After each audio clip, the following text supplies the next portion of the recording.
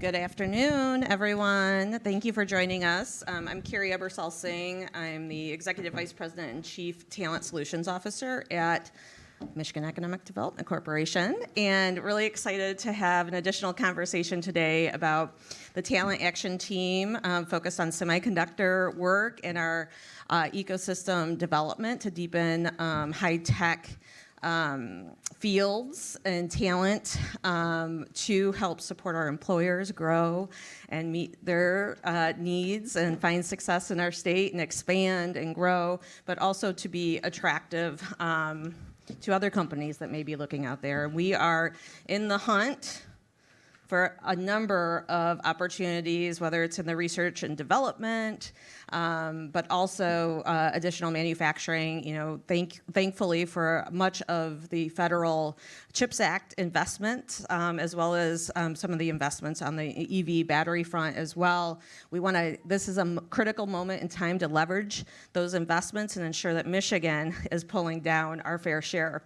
We're on strict orders from the Lieutenant Governor and the Governor to compete and outpace others. And we're going to talk a little bit about PACE and a little bit about our partnerships here with our amazing university presidents that are represented today with Grand Valley State University, President Mantella, and then Dr. Pink with Ferris State University. And then we have industry represented with A.B. Ghosh, Hemlock Semiconductor. Thank you, sir, for joining us.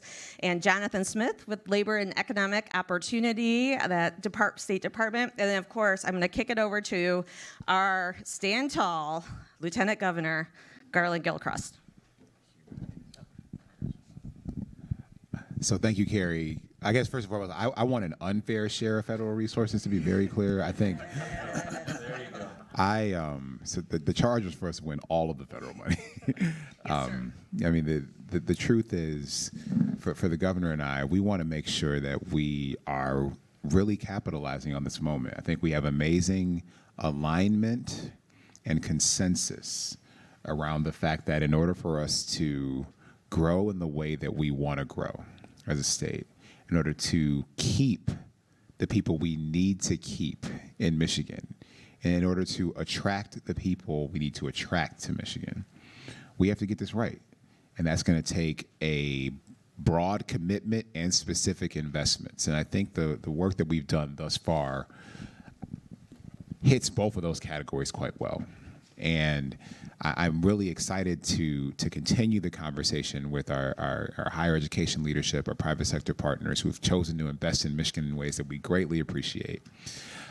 And our goal is that the efforts, whether it's the semiconductor talent action team that we announced last week? They technically announced it in December. I mean, okay, let me be more specific. When we told you how much money we were going to spend on it last week. Yes.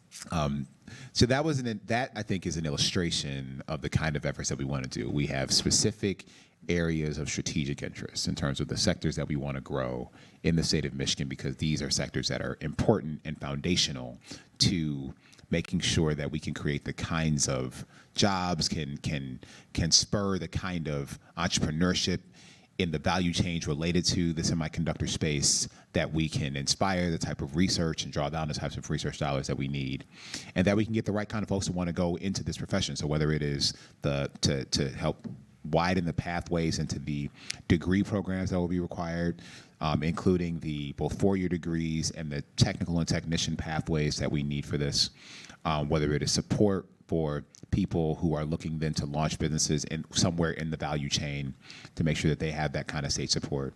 We just want people to know the state of Michigan is ready to be a partner. And so that investment is one that I really think captures how we want to approach several key areas. I mean, we have this talent action team in semiconductors. We have one with electrified vehicles.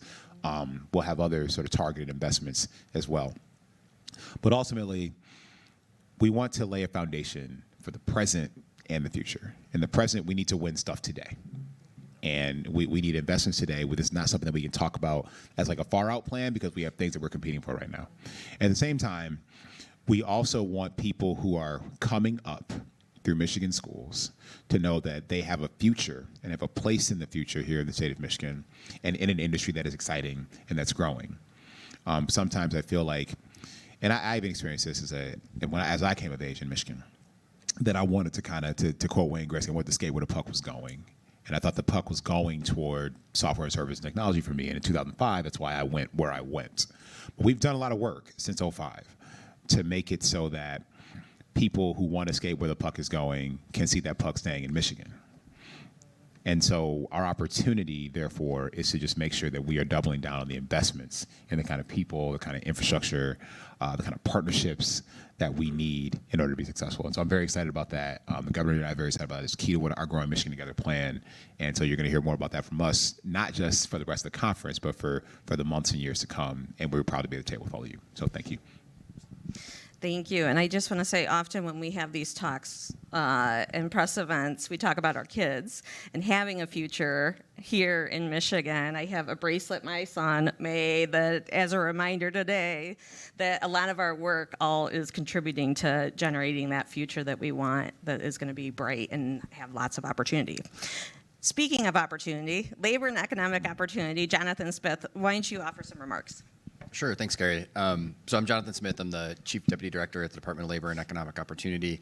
In 2019, Governor Whitmer and Lieutenant Governor Gilchrist created LEO because they saw the value in putting all of the state's economic development, workforce development, and community investment functions into a single department. And, I think that was a really smart decision. And as we sit here today and talk about it, we can sort of think about why. When site selectors and employers, when they tell us the number one factor for them when they're thinking about where they want to make a decision, they say it's talent and workforce. And so, really getting the alignment between our state's workforce agency and our economic development corporation to make sure that we're not only producing in the short term the trained workforce we need to fill these critical opening roles, but we're actually addressing some of the structural deficits we have in our state when it comes to workforce. So another great thing the administration did was create a goal, 60 by 30, 60% of our state's adult workforce having a industry recognized credential or degree by 2030.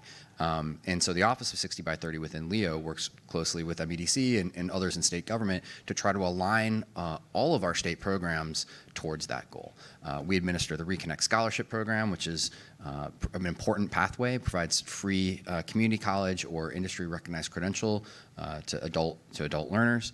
But it does more than that. It really is a strategy office designed to ensure that we meet this goal. And so as an example, the Going Pro Talent Fund program, which many employers use to train their workforce, we've aligned it with our 60 by 30 goal so that now, when you apply, you are more likely to receive an award if you're providing your workers with a credential or with community college credit. And that's really important because we know that as educational attainment and skills attainment goes up, wages go up. We know it creates more economic opportunity, not just for the employer who's getting the value of a trained workforce, but to the benefit really accrues to the employee as well. And every employer benefits from the structural improvements we've made in our workforce. And we know this is working because the wages, when we look at the wages of workers trained through Going Pro, 6 months after receiving training, on average, their wages have gone up $6,000. So, that's a really substantial increase for families in Michigan. And ultimately, that's what this is all about. Like, we're not just trying to create jobs for the sake of creating jobs. We want more Michiganders to have more economic opportunity. And job creation through these high-tech fields is one way we get there. And so having economic development and workforce aligned is a way to make sure that the benefit of that is really shared with every Michigander in every community. Well said. And now, I got to tell you how lucky we are to have two of the most innovative, energetic folks and with higher ed. And I want to start with Grand Valley State University and President Mantella. So please take it away. And Carrie, we like each other. Yes. Right? We really like each other. That's exactly right. So, I haven't shared much about my personal story, and it really is a story of returning to Michigan, so I'd like to do that. I've spent all of my career in higher ed. Early on, I was in Michigan, got my PhD at Michigan State, worked up at Ferris State, and then moved back east where home was and worked in New York and Boston. And part of my work was to look at examining areas of the country that were moving fast in their economic development. And in fact, their higher ed was not keeping pace, and figuring out how to put light infrastructures and programs in place to accelerate that. come back to Michigan and see the incredible growth, the incredible moment of opportunity. It came 4 years ago. I couldn't have foreshadowed the pandemic, but everything else seemed to suggest that Michigan was at a particular moment in time. And the natural resources, the economic development that occurred, the leadership we had in the state, all of that coming to an institution that really embraces the opportunity to be in the economic development space and in learning, and see those two as absolutely doing the same work. Because if we do well by people, we're educating them for a lifetime, but we're educating them for their next job and being sure that they have a progression ladder so they don't top out where they are. And so I'm just super grateful you asked me to be here today, and grateful to have the opportunity. And I would say feel an incredible sense of urgency about it. I said yesterday when we were together on a panel that I do think it's a bit of a window for us, and we have to move through that very aggressively. And happy to partner and share on how we do that, because I think we're in a rare moment. Yeah, that's so true. And Dr. Pink with Ferris State University, I got to say this moment, and this conference is exciting because you can feel it as well in terms of some of the economic plans and the talent focus that we have had many sessions on. But it is a moment and exciting. And I got to tell you, I want everyone in this room, people complain sometimes about higher ed, about being a little slow. See, this is why I get in trouble. I get in trouble because I talk about these things. But guess what? In our work, our collaboration has been so close. We can talk at the president level. We can talk to the deans of engineering and beyond to get that focus, to get that customization. Not to get ahead of the story, but I just want to say I am grateful for your leadership, because you are part of the solution in terms of generating opportunity for the folks here. So, Dr. Pink, take it away. Yes, Carrie, thank you. But my goodness, if you give me another half hour, we can really talk about that.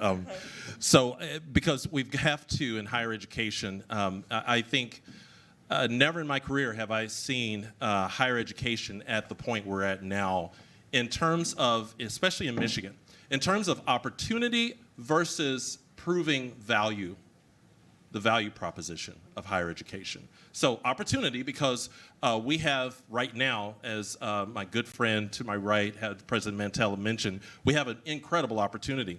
Awesome window that's open. Last time I checked, windows don't stay open forever. So that means that when a window is open, you need to take advantage of it. So we have an executive office with the governor and lieutenant governor who see and are investing in a budget that says, here's the value of higher education in our eyes. We have a Senate and a House that have come out the same way. Here's what we see in higher education.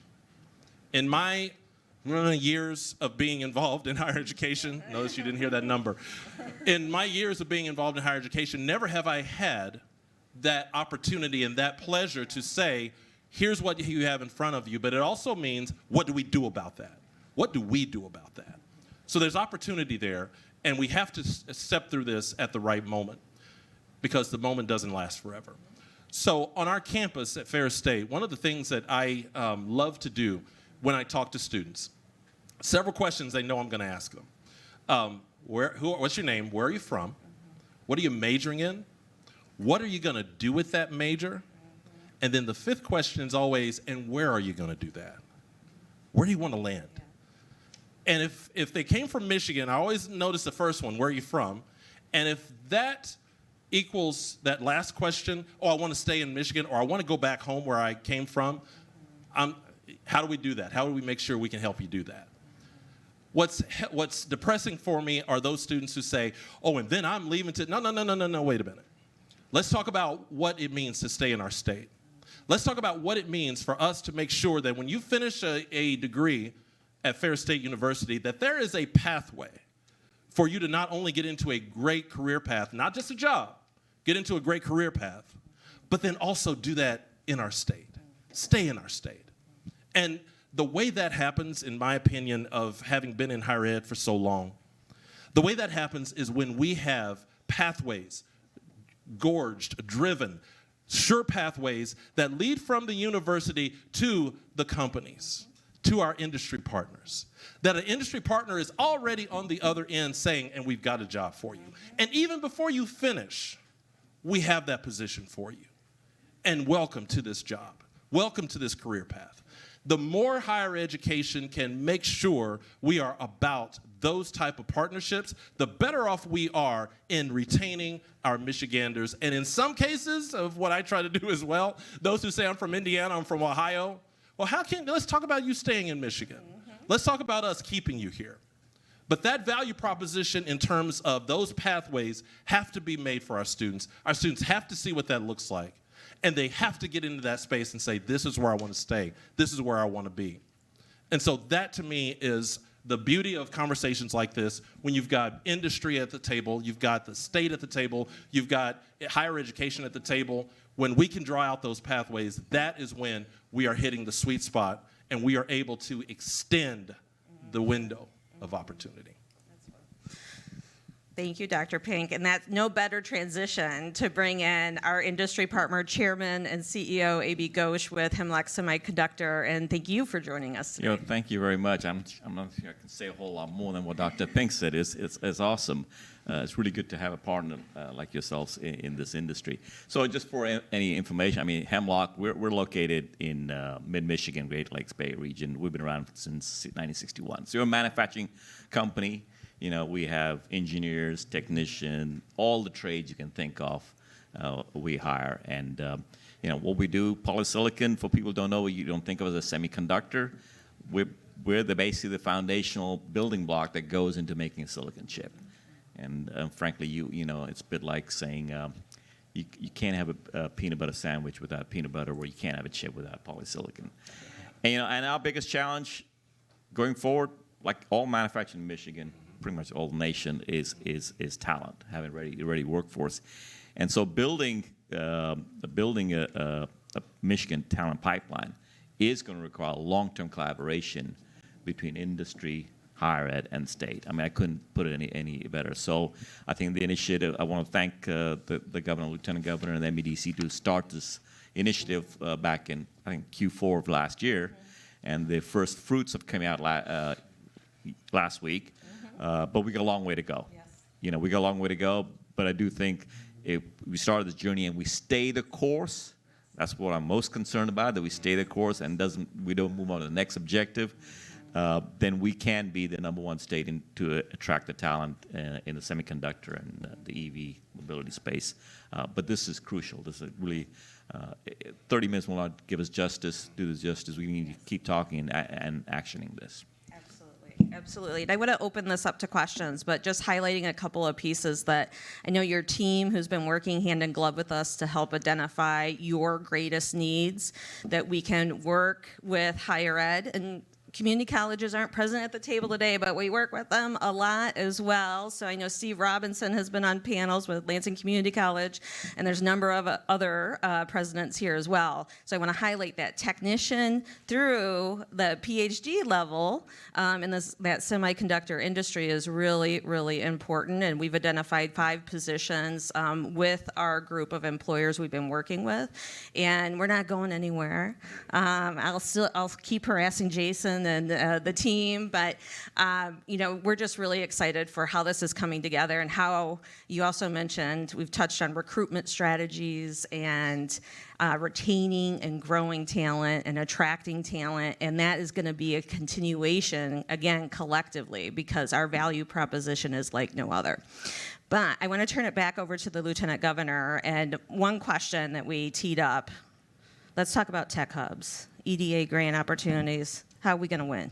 So, first of all, I'm really excited about this. For folks to know that the governor and I really pressed hard for the CHIPS and Science Act to pass with great haste. And that was in part because we recognize the seminal importance of the semiconductor industry to the future economy and to today's economy, as we saw with so many of our automobiles and other things that we manufacture here that were sort of hung up in the semiconductor squeeze. But so the other pieces, though, that we were very excited about from the CHIPS and Science Act were this idea that we could make specific investments in building capacity for the development of future technologies in this country, that are technologies that, frankly, we haven't all the way thought of yet, that haven't been invented yet, or that that are in nascent stages that are ready to scale. And a big component of this is this opportunity through the EDA in the Department of Commerce to create regional tech hubs all across the nation. And as someone who comes from that space, I am very selfishly interested in having many of them in Michigan.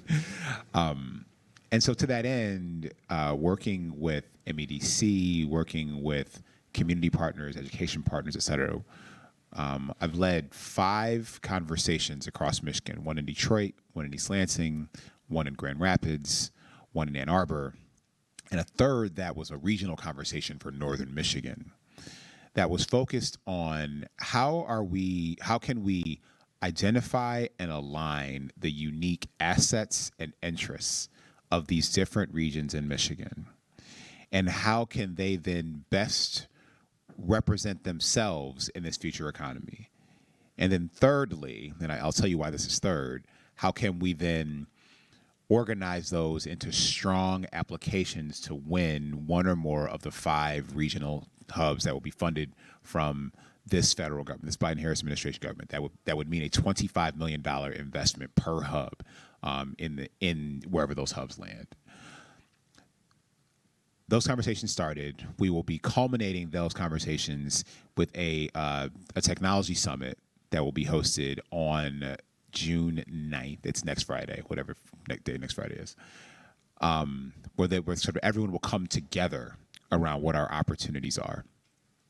The reason that the winning of the Tech Hub grant funding from the federal government is the third priority is because the organizing work, the identification of current and future partnership and collaboration opportunities, that is what ultimately will be the combination of resources that will lead to us winning in the technology space in Michigan, changing the capital environment, developing and attracting new entrepreneurs, smoothing out pathways for technology transfer.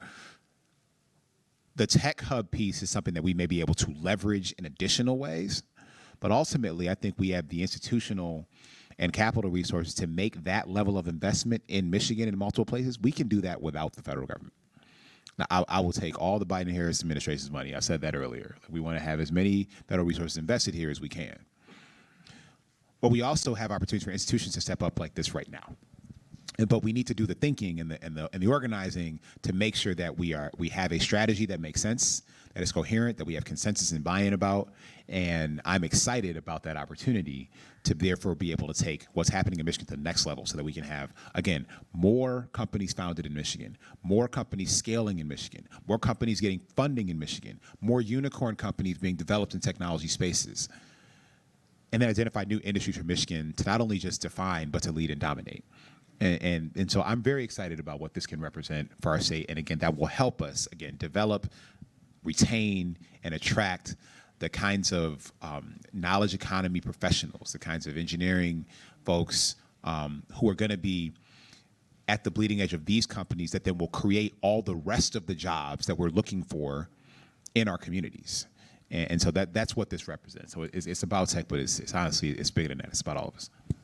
I know we could continue just talking for a long time, but I want to open it up to the media in case there's questions that come to mind at this moment in time. I want to say generally, I kind of brought up what is sometimes referred to about higher ed. I also want to say sometimes folks refer to employers as here today, gone tomorrow. They don't stay at the table, but you're hearing this type of commitment from Hemlock is here today. We are hearing this from other players that want to continue working hand in glove with education because everyone understands the stakes at hand in terms of developing talent and meeting needs. So any questions? Or we can wrap. Everyone's hungry for lunch. Okay.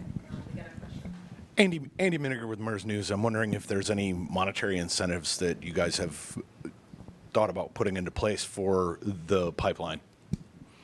So one of the pieces we launched last week that the Lieutenant Governor referred to is about $3 million. It's small. We're piloting this year on the Talent Action Team to work with higher ed institutions. There'll be an RFI that is posted now on our website at michiganbusiness.org, and going out to higher ed institutions to fill out what would be strategic investments to help expand curriculum courses, customize curriculum, and meet that capacity needs in those 5 focus positions.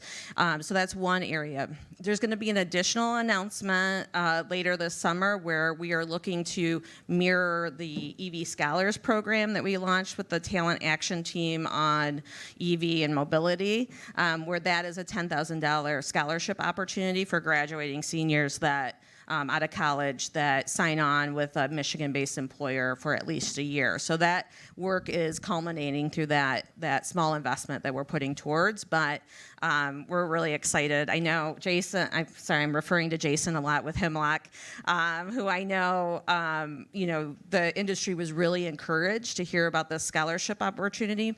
Again, we talk about retention and attraction of talent. This is a pilot testing, is this tool and instrument going to help increase retention in these specific degrees? So it's definitely part of the learning curve that we are on board. But do you want to mention something? Well, just it's adjacent to this question of the amount of money that's been committed thus far. This is again about identifying basically how much more money we should put forward. That's kind of what the pilot will seek to address. But I do want to connect it to the other sort of. We're also building more apparatus for excellence in the semiconductor space. And so we also made an announcement about the Semiconductor Center for Excellence that we've launched here with a number of industry partners and higher ed partners in the state of Michigan, because this talent action team piece is about talent coming into the space. The Center for Excellence is about how do we push the space itself forward, which again will identify directions in which this whole area can grow, so that the pie can be even bigger for us to then put more people and empower more people to be part of this part of the economy as well. So that's also a big important component of this for us as well. And I'll just say, folks may have seen there was some data released this week that we, once again saw declining enrollment at our post-secondary institutions. We've got, historically, we're at a pretty low point in terms of the number of high school students who are going on into some sort of post-secondary education. The state's actually done a really amazing job over the last 2 years last few years investing in programs like Futures for Frontliners, the Reconnect program, and the Michigan Achievement Scholarship.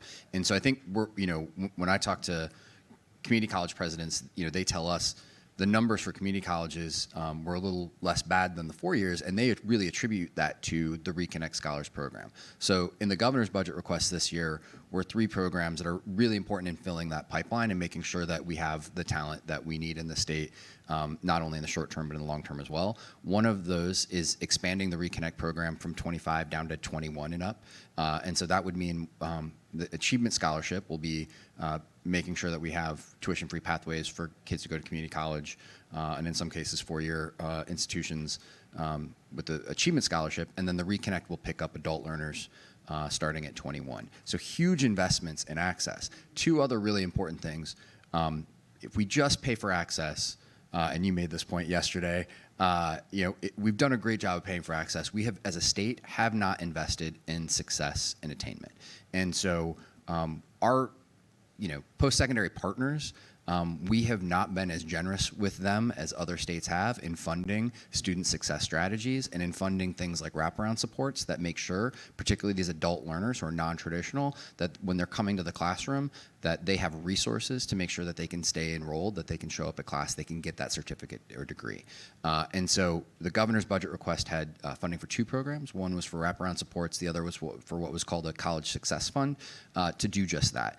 To give our partners in the post-secondary system the resources they need to help their students stay enrolled, and also to implement some expensive upfront but long-term great ROI sort of best practices. If we can make these improvements and investments in student success, eventually they pay off, because for the school, through increased enrollment and retention. So huge investments that would make a really measurable difference in the size of our talent pipeline in future years and would reverse some of these negative trends we've seen just in the last few.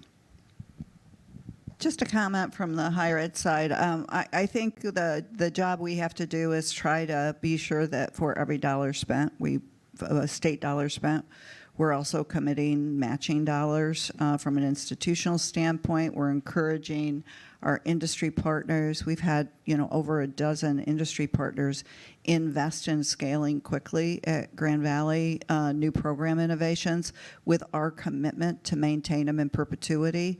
But it gives us the capital to move today because even with the great that you commented on the budget this year, it's historic in the last 30 years, to see some investment in higher ed. Even with that coming, we want to move today. So to be able to start that investment, we're really thinking about how can we bring other dollars, because it can't be done on the institution alone, can't be done on the state alone, can't be done together. We've got to combine forces here in a really meaningful way. Just real quick on that, I love the idea of how, from a perspective of the student success piece, and not just moving a student into, but also to completion. That is very important. I also would encourage, as we look at some of these dollars, to even start even more so on dialing in stronger on how we truly attract and expose students to opportunities. So when you talk about a lot of these type of programs, when you talk about some of the things at our university, we have incredible programs that many students have no clue about. They don't know. What do you mean by a heavy equipment program? What does that mean? Oh, I don't want to. Well, if you see the technology involved in a heavy equipment program in terms of not only the implements that you are managing, that you're driving, but to see the technology of GPS and all those things, it equals a level of technology for students that say, I had no idea that that's what that entails. And so as we continue this, to make sure both ends of the pipeline are strong, the end of the pipeline that feeds them to our industry partners, but also that pipeline that brings them in, because that's going to be so important. Yeah. And that is, we're playing off each other now, just more and more. We have the STEM Forward internship program. That experiential learning, work and learn opportunities are key both for students and employers.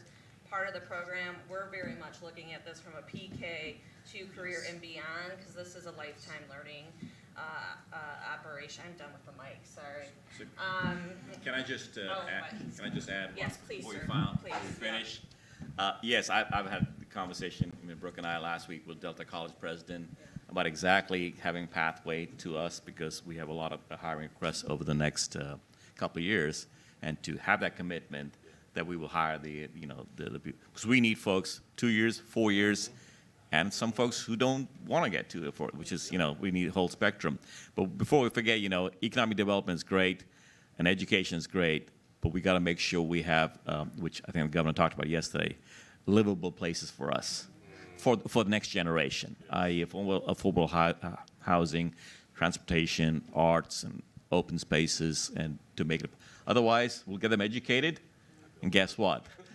They'll go to other parts of the United States. So that's all I just want to say, that made that comment. No, thank you. And that really, I think, more to come as the legislature and the governor's office finishes off the budget for this year, because I think a lot of these pieces are really starting to align. So if there's no other questions, I think we're going to...